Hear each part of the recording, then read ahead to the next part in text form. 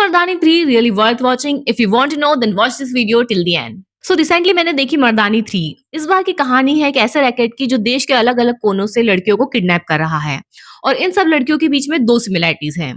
पहली ये कि वो बहुत ही गरीब परिवार से आती है और दूसरी उन सब की उम्र लगभग 8 से 11 साल के बीच है।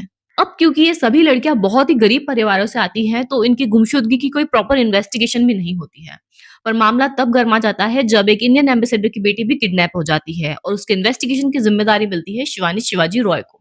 जब शिवानी इन्वेस्टिगेशन करती है तो उसके सामने एक नाम आता है अम्मा।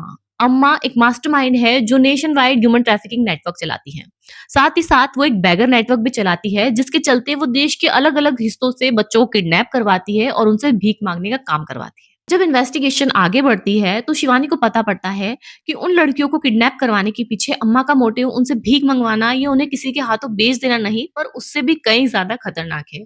और ये जानने के लिए आपको देखनी पड़ेगी मर्दानी 3। अब अगर बात करें मूवी के बारे में तो first half will definitely keeps you engaged और जब सेकंड हाफ है वहां पे असली प्रॉब्लम स्टार्ट होती है। इसमें कई सारे ट्विस्ट एंड टर्न्स हैं जो बहुत ही प्रिडिक्टेबल हैं।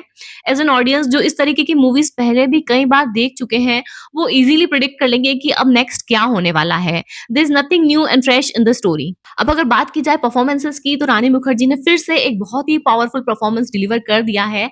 जो उनका पोर्ट्रियल है एज शिवानी शिवाजी रॉय वो बहुत ही इम्पैक्टफुल है। एक्टिंग उनकी ऑन पॉइंट है और उन्होंने एक बार फिर से साबित कर दिया है कि जब फीमेल कॉप को निभाने की बारी आती है तो she is truly one of the best.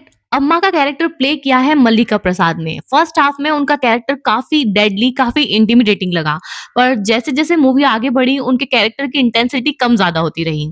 Fatima का कैरेक्टर प्ले किया है जानकी बोदीवाला ने जिन्हें आपने पहले शैतान वश लेवल 2 में भी देखा होगा।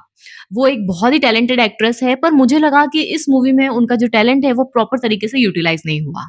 I'm not so impressed with the writing and the story, but yes, it's a fairly watchable movie, and yes, you can definitely watch it once. For more such reviews and recommendations, like, share, and subscribe. See you in the next video.